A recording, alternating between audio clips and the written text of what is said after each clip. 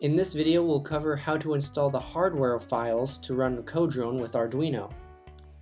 First, for the Mac version. First, go to Arduino and Preferences.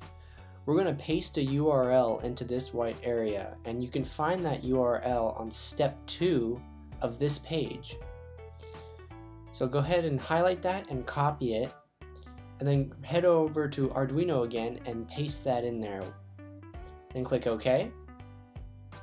Next, we need to go to Tools, Board Manager, and we're going to go to Combined, and now with that URL we'll see a Rocket by Robolink area. Just click it and click Install. It'll say installed when it's all done, and then just close that window. And the last thing we need to do is we need to install the drivers, the USB drivers. So if you're running Mac, click Mac OS X. It'll ask you if you want to download it, and just download it. Once it's done, locate the file. I'm just going to drag it to my desktop here so we can find it easily. Double click the .zip file to unzip it, and then double click the DMG file and click Agree. It'll extract, and now it'll open up this folder, and we just need to click the package and hit Agree a few more times, continue, and install. Enter your password, and then it'll install all your stuff, and then we can just close this, and we're all done. Now let's start with the Windows side.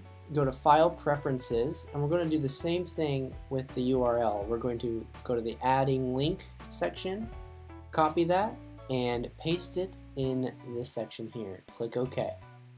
Next, we're going to go to Tools, Board Manager, Combined, Rocket, install that, and then close. Finally, we're going to install the USB drivers we need. So go ahead and click the Windows link, and it's going to download a zip file. Right click and extract all, and then extract this. It's going to open up the folder, and just double click the x64 version of this file, and it'll run, and click accept, and it'll install and finish. And with that, you're ready to start using CodeDrone.